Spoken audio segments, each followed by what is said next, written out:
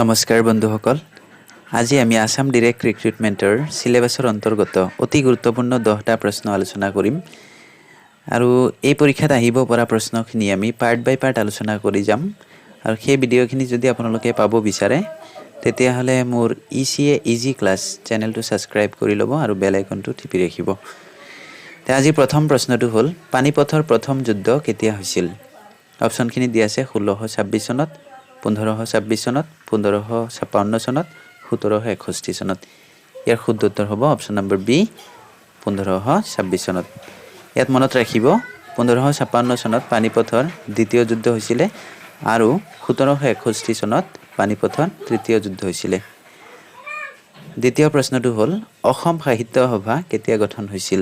ইয়াৰ অপচনসমূহ দিয়া আছে 1917 চনত 1817 চনত 1971 চনত আৰু 1916 চনত। ইয়াৰ শুদ্ধ উত্তৰ হ'ব অপচন নম্বৰ এ 1917 চনত। এই প্ৰশ্নটোৰ উত্তৰ আপোনালোকে জানেই চাগে, তথাপিও এটা কথা কৈ দিওঁ ইয়াত যে এটা প্ৰশ্নৰ বিপৰীতে যিখিনি অপচন দিয়া থাকে সেই অপচনখিনি প্ৰায় একেই দেখা যায়। কেতিয়াবা কি হয় জনা অপচনটো কি আমি ভুল কৰি থৈ আহোঁ, 1800 হ'ব নে 1900 হ'ব, বাকী 17টো মিলেই দেখা যায়।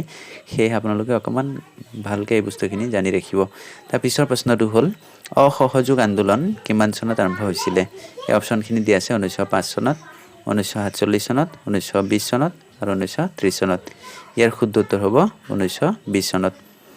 ইয়াত মনত ৰাখিব 1905 চনত বংগভংগ অৰ্থাৎ স্বদেশী আন্দোলন আৰম্ভ হৈছিলে। 1947 চনত ভাৰত স্বাধীন হৈছিল আৰু 1930 চনত আইন অমান্য আন্দোলন আৰম্ভ হৈছিলে। তাৰ পিছৰ প্ৰশ্নটো হ'ল গুৱাহাটী বিশ্ববিদ্যালয় কিমান চনত স্থাপন হৈছিল? ইয়াৰ অপচনখিনি দিয়া আছে 1947 চনত 1948 চনত 1949 চনত 1946 চনত।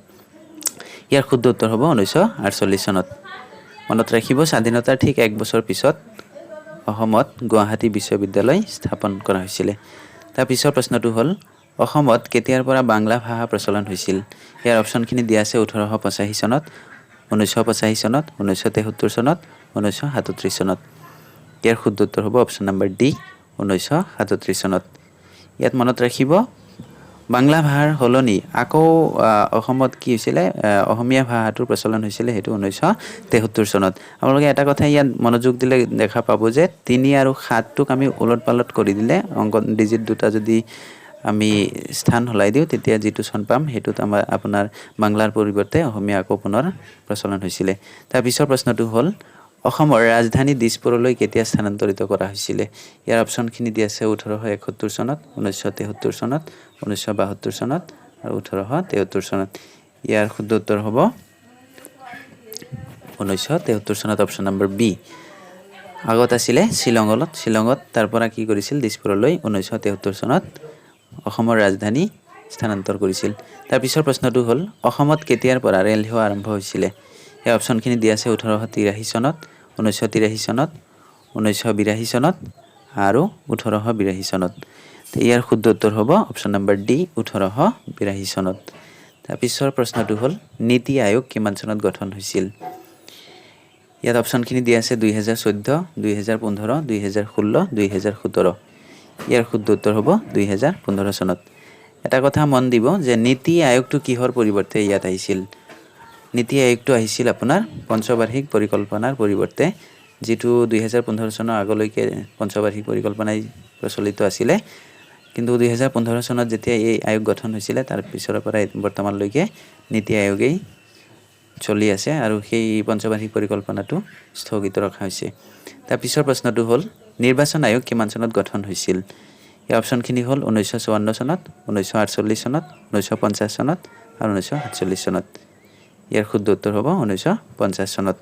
ভাৰত স্বাধীন হোৱাৰ পিছত 3 বছৰমান পিছত নিৰ্বাচন আয়োগ গঠন হৈছিল। তাৰপিছত অন্তিমটো 10 নম্বৰ প্ৰশ্ন হ'ল জয়মতী কথাছবি কিমান চনত মুক্তি লাভ কৰে? এই অপচনখিনি আছে 1935 চনত 1936 চনত 1835 চনত আৰু 1836 চনত। ইয়াৰ শুদ্ধ উত্তৰ হ'ব 1935 চনত। আমি জানো যে ৰূপকোঁৱৰ জ্যোতিপ্ৰসাদ আগৰৱালাৰ প্ৰথম কথাছবি আছিল জয়মতী, যিখন প্ৰকাশ পাইছিলে 1935 চনত। যদি ভিডিঅ'টো আপোনালোকে চাই ভাল পাইছে তেতিয়াহ'লে ছাবস্ক্ৰাইব কৰি ল'ব মোৰ চেনেল ECA ইজি ক্লাছ আৰু বেল আইকনটো টিপি ৰাখিব যাতে আগন্তুক ভিডিঅ'খিনি পায়। ধন্যবাদ।